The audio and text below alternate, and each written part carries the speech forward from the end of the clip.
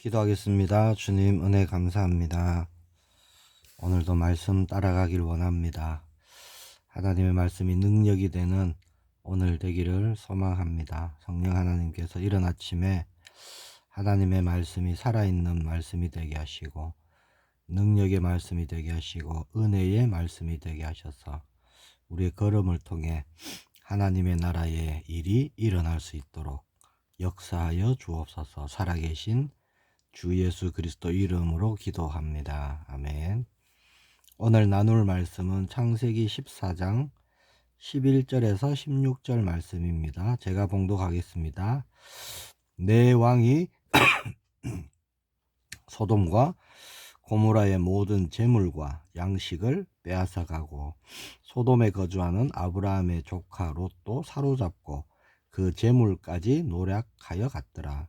도망한 자가 와서 히브리 사람 아브라함에게 알리니 그때에 아브라함이 아모리 족속 마므레의 상수리 숲을 근처에 거주하였더라. 마므레는 에스골의 형제요 또 아넬의 형제라. 이들은 아브라함과 동맹한 사람이더라.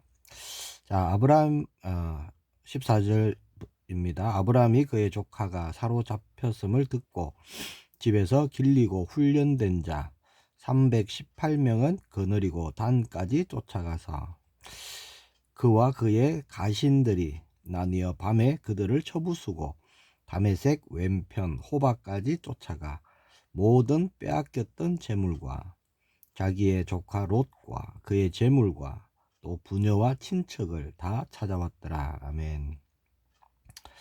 1절부터 봐야 되는데 조금 줄였습니다.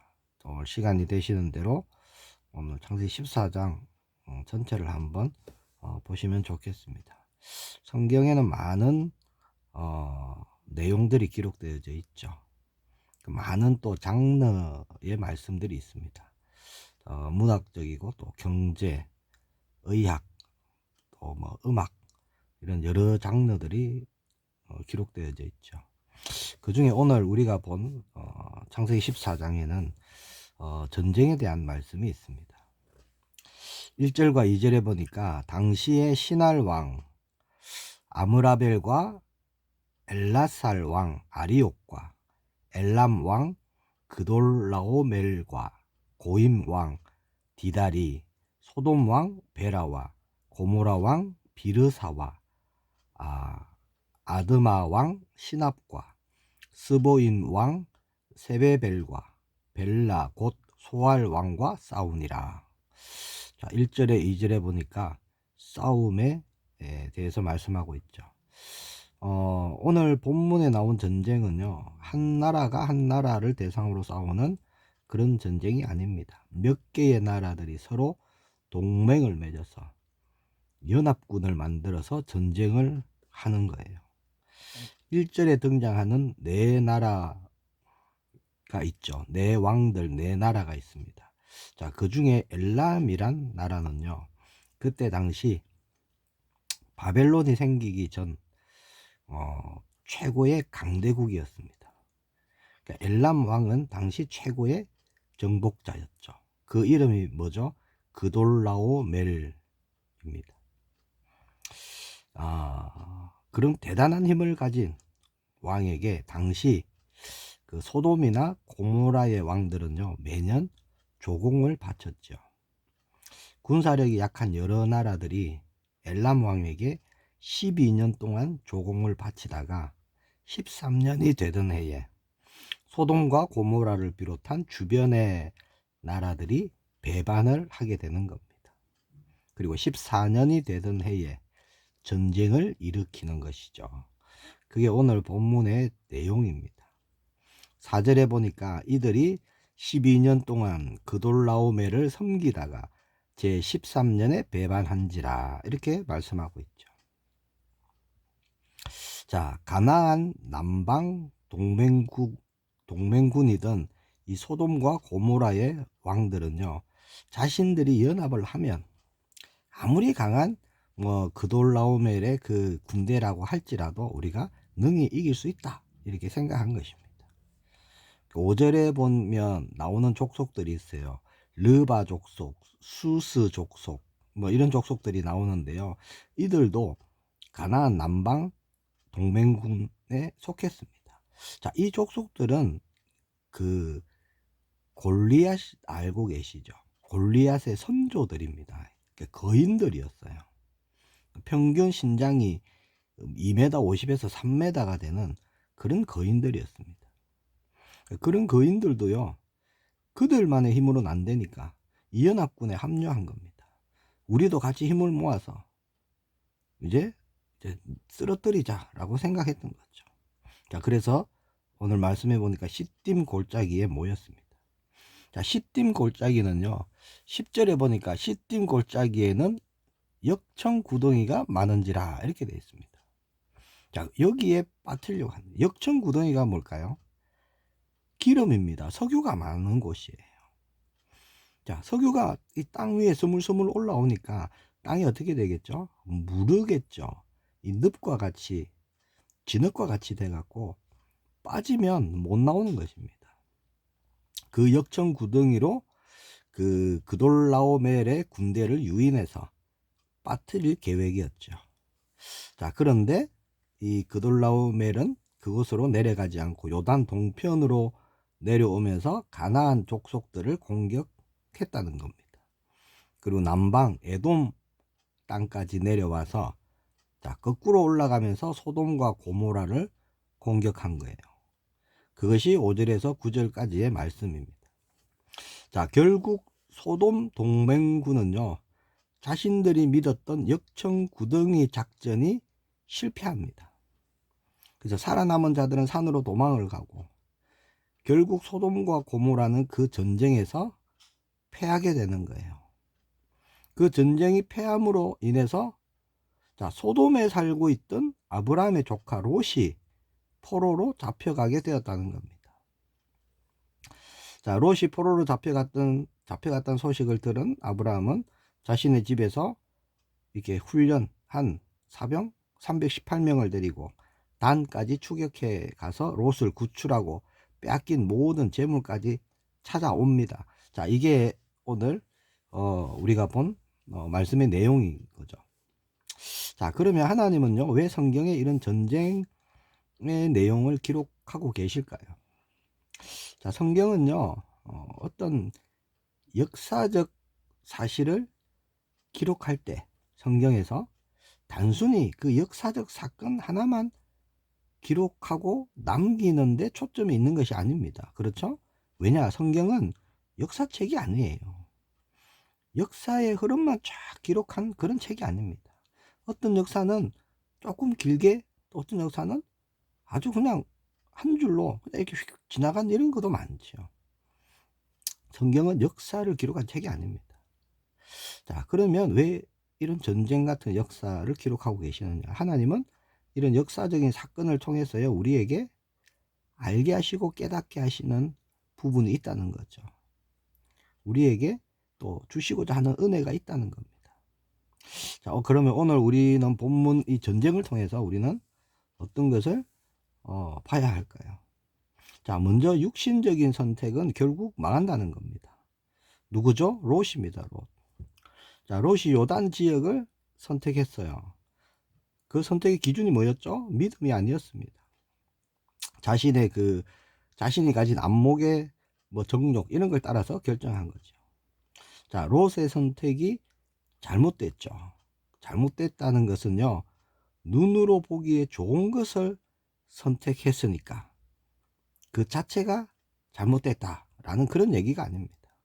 자, 우리가 무엇을 선택할 때 자, 반드시 눈으로 보기에 좋은 것을 선택하지 말고 나쁜 것을 선택해야 된다. 그런 얘기가 아닙니다. 자, 보이는 것이 좋으냐 나쁘냐 이게 기준이 아니라는 거죠. 자, 뭐가 문제입니까? 롯의 믿음이 문제인 것입니다. 자, 롯은요, 삼촌 아브라함을 통해서 하나님을 알았고 하나님을 믿던 사람이에요. 자, 그러나 선택에 있어서 하나님에 대한 그 믿음의 선택이 아니었던 것이죠. 자, 믿음의 사람은 자신의 눈에 좋은 대로 판단하고 행동하고 하는 그런 사람들이 아닙니다. 하나님의 말씀을 따라가는 것이죠. 롯이 그렇지 못했다는 겁니다. 롯은요, 하나님을 알지 못하는 세상 사람들이 사는 삶의 방식을 택했다는 거예요. 자, 두 번째 우리는 뭘 봐야 될까요? 우리가 살고 있는 이 세상의 모습이 그대로 오늘 창세기 14장에 나오고 있습니다. 그돌라오멜과 그 동방의 연합국. 자, 이건 이 존재들은 뭘까요? 힘과 권력을 우상처럼 섬기는 세상의 권력자들을 뜻하는 겁니다.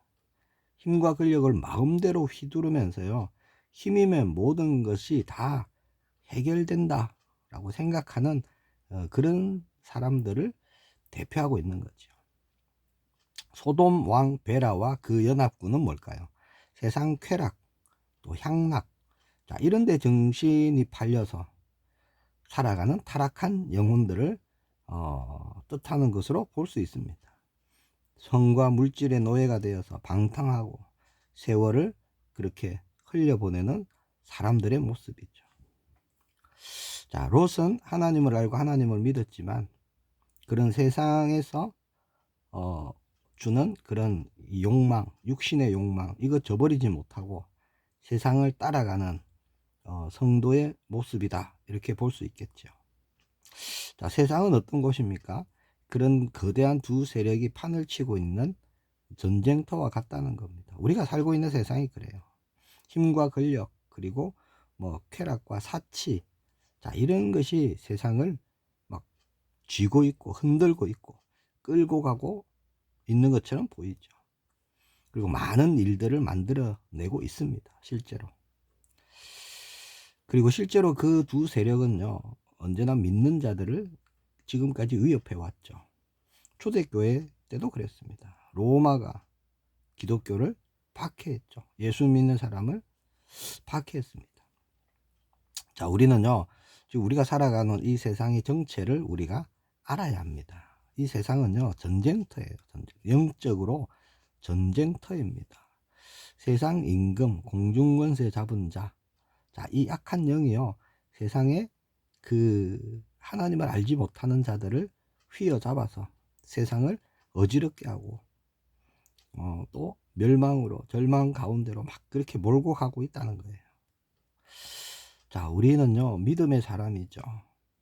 자, 그러나 우리 나 한 사람, 나 한 사람의 힘으로 그것을 막아내고 할 수 있느냐? 그럴 수 없다는 겁니다.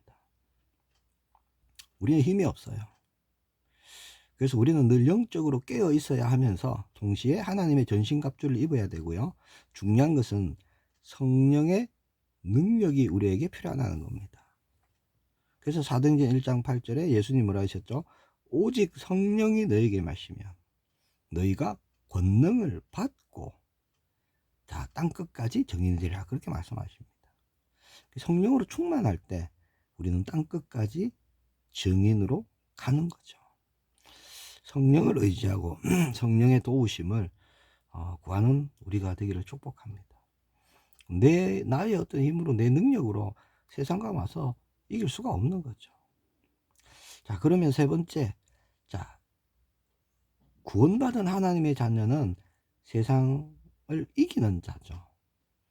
그 세상을 이기는 힘이 뭘까요? 우리의 어떤 지식이 아니죠. 우리의 어떤 경험도 아닙니다. 우리의 믿음인 거죠.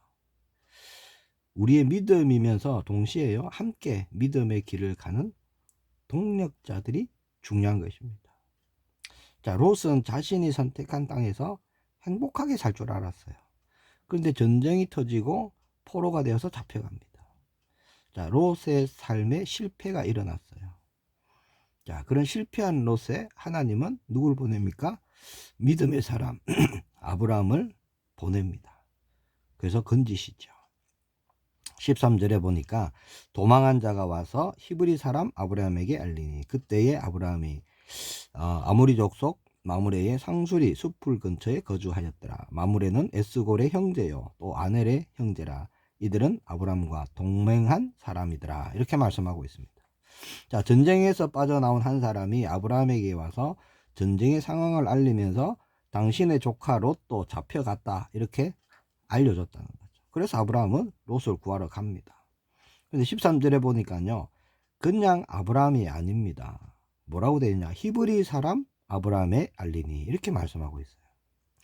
자, 성경에서요, 히브리라는 단어가 처음으로 나온 곳입니다. 그러니까 가장 처음으로 히브리 사람이라고 쓰여진 곳이에요.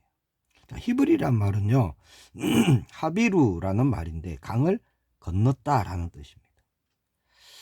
자, 이게 무슨 뜻일까요? 하나님의 부르심을 받고 갈대아 우르를 떠나서 온 아브라함을 칭하는 말이 됩니다. 아브라함을 말할 때 히브리 사람 아브라함에게, 이렇게 13절에 말씀하고 있죠. 자, 이 짧은 표현이지만, 자, 아브라함이 어떤 사람인가를 잘 나타내고 있는 단어가 됩니다. 칭호가 되겠죠. 자, 아브라함은 강을 건넌 사람이라는 겁니다. 하나님의 말씀을 의지하는 사람이란 뜻이고요. 세상의 가치관과 습관을 쫓아 사는 그런 사람이 아니다 라는 말이 되는 것이죠. 그리고 또 육신의 것보다 영적인 것을 더 소중하고 중하게 생각하는 사람이다 라는 말이 되는 것입니다. 자, 그리고 13절에 등장하는, 자, 아브라함의 주변 사람들의 이름을 우리가 봐야 됩니다. 자, 누가 나오느냐? 마므레, 에스골, 아넬이라는 이름이 나옵니다. 자, 이들이 누구냐? 아브라함과 동맹한 사람들이라는 거죠. 자, 이 동맹은요, 앞에서 말한, 자, 1절, 2절에서 말하는 그런 자기의 어떤 유익을 위해서 맺는 세상적인 동맹이 아닙니다. 여기서 말하는 동맹은요, 자, 영적 동맹입니다. 자, 13절에 그렇게 돼 있죠. 아브라함과 동맹한 사람이더라. 자, 어떻게 영적 동맹이라 말할 수 있느냐? 자, 이 사람들의 이름이요, 그걸 말해주고 있는 거예요. 마므레는 만족하다라는 뜻이고요. 에스골은 한 가족이라는 뜻이고, 아넬은 성결이라는 뜻입니다. 자, 이 이름들을 볼 때, 자, 이들은 영적인 믿음의 동력자들이라는 거죠. 누구의 동력자죠? 아브라함의 동력자들입니다. 자, 믿음의 사람 아브라함이 세상 것으로 가득 차 있는 사람들과 동맹을 할까요? 안 그랬겠죠, 당연히. 자, 이들은요, 아브라함을 만나고 아브라함을 통해서 하나님을 알게 된 자들이라는 겁니다. 그래서 함께 하나님을 바라보고 함께 믿음의 여정을 가기로 한 동맹군이라는 거죠. 함께 동맹을 맺었다는 겁니다. 자, 그렇게 헤브론에 있는 마므레의 상수리 숲을 근처에서 아브라함과 함께 영적 동맹을 맺고 영적으로 그들도 세워져 가던 그런 사람들이었습니다. 자, 아브라함은 그들과 함께 또 자기 집에서 훈련한 318명의 이 사병을 데리고요, 그 그돌라오멜의 군대를 추격합니다. 그런데 어떻게 됐죠? 그때 당시 당대 최고의 부대였던 그 부대를 깨트리고 승리합니다. 롯을 구출하고 빼앗긴 재물과 함께 부녀와 친척을 다 찾아오는 거예요. 자, 이 말씀을 어떻게 생각하십니까? 그럴 수도 있지, 이렇게 생각되세요? 자, 이거는요, 사실 승리할 수 없는 전쟁인데 승리했다는 겁니다. 아니, 어떻게 그럴 수가 있을까? 그렇게 생각 들지 않습니까? 5 왕이 동맹을 해갖고도요, 이기지 못한 전쟁이었어요. 근데 아브라함이 동맹한 3사람, 그리고 사병 318명을 데리고 가서 쳐부수고 이겼다는 겁니다. 자, 성경 말씀에 이 싸움의 결과를 기록하고 있는 이유가 그런 거예요. 말씀을 보면서요, 어떻게 이겼지? 도대체 어떻게 이겼지? 하고 생각하게 하시는 겁니다. 우리 생각으로는 도무지 이길 수 없는 싸움이었는데 승리했다는 것이죠. 자, 오늘 본문은요, 도무지 이길 수 없는 상황이지만 승리했다, 그것을 우리에게 지금 말씀하고 있죠.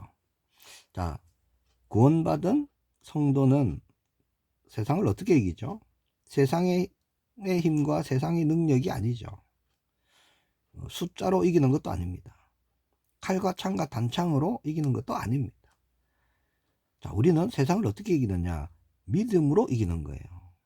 우리는 그것을 오늘 붙잡아야 되는 겁니다. 자, 오늘 본문 1절부터 보면요. 이제 그 최대 강한 그돌라오멜의 동맹군 그리고 소돔 왕의 동맹군을 쭉 말씀하고 있다가 13절에 와서는요. 아브라함의 동맹군을 언급하고 있어요. 아브라함과 동맹한 자들이더라. 이렇게 딱 말씀하고 있거든요. 그리고는 전쟁에서 승리했다라고 말씀하고 있습니다. 자, 뭘 말씀하고 있죠? 믿음의 동맹, 믿음의 동력이 중요하다는 것입니다. 그 영적 믿음의 이 동맹이요, 그 승리의 열쇠였다는 거죠. 영적 동맹이 곧 믿음의 동맹입니다. 믿음이 세상을 이기는 것이죠. 그래서 요한일서 5장 4절에 무릇 하나님께로부터 난 자마다 세상을 이기느니라. 세상을 이기는 승리는 이것이니 우리의 믿음이니라 라고 분명히 말씀하고 있습니다. 자, 믿음의 동맹이 그렇게 중요하다면, 자, 우리는 교회를 생각해 봐야 되겠죠. 교회가 바로 영적 동맹 공동체입니다. 그렇죠? 믿음의 동력자들과 함께 하는 곳이죠. 믿음의 사람들이 모여서 서로 믿음을 배우고 믿음을 나누고 그 믿음이 자라서 하나가 되어져 가는 공동체라는 겁니다. 믿음으로 함께 하나님 나라를 위해서 동력하며 나아가는 곳이죠. 세상에는요, 교회는 필요 없다 이런 분들도 있습니다. 우리 각자가 교회인데 왜 모이냐 하는 무교회주의자들이 있어요. 근데 성경에는 뭐라고 말씀합니까? 분명히 모이기를 힘쓰라 라고 말씀합니다. 사도행전 2장 46절에 날마다 마음을 같이하며 성전에 모이기를 힘쓰며 집에서 떡을 떼며 기쁨과 순전한 마음으로 음식을 먹고 모이기를 힘썼어요. 히브리서 10장 24절에서 25절에 서로 돌아보아 사랑과 선행을 격려하며 모이기를 패하는 어떤 사람들의 습관과 같이 하지 말고 오직 권하여 그날이 가까움을 볼수록 더욱 그리하자. 그렇게 말씀하고 있죠. 모이기를 더욱 힘쓰라 라는 말씀입니다. 자, 혼자 신앙생활하고 혼자 믿음 생활하고 믿음의 여정을 간다. 얼마나 그 믿음이 잘 성장할 수 있을까요? 전도서 4장 11절 12절에 보니까 또 두 사람이 함께 누우면 따뜻하거니와 한 사람이면 어찌 따뜻하랴. 한 사람이면 패하겠거니와 두 사람이면 맞설 수 있나니 세 겹줄은 쉽게 끊어지지 아니하느니라. 그렇게 말씀합니다. 자, 롯은요, 그런 믿음의 동력자가 없었어요. 혼자 빠져나올 수가 없습니다. 믿음의 동력자가 없으니까. 자, 포로로 끌려갔는데 빠져나올 수가 없어요. 오히려 그 상황에 맞춰서 타협할 수 없는 그런 상황만 일어나는 것이죠. 자, 롯과 같은 분들이 우리 주변에 사실 많습니다. 하나님을 알고 또 예전에 교회 다녀봤고 그런 분들 많죠. 또 하나님을 알고 믿는다 하지만 자신의 뜻이 더 중요하게 생각되어져서 양다리 걸치고 있는 분도 많습니다. 또 때로는 교회를 떠나 있는 분들도 많죠. 우리가 영적으로 함께 믿음의 동력자들과 함께 기도로 우리가 나아갈 때, 그분들을 놓고 기도할 때 그분들이 다시 돌아올 줄 믿습니다. 우리 친인척 중에 또 친구 중에 가까운 지인분들 중에 그런 분들 많거든요. 함께 우리가 기도하면요, 하나님이 이루시는 거예요. 교회 공동체가 중요한 이유 중에 하나가 그런 겁니다. 증인되리라 하신 말씀대로 우리는요, 믿음의 공동체를 통해서 하나님이 우리가 증인되도록 하나님이 세워 가시는 겁니다. 자라나게 하시는 것이죠. 교회와 세상에 이렇게 한 발씩 걸치고 계시는 분이 있으시다면 교회 안으로 그냥 쑥 들어오시기를 축복합니다. 또 마음이 세상에 있고 교회에 있고 그러면 예배도 힘들고요. 세상살이도 힘든 거예요.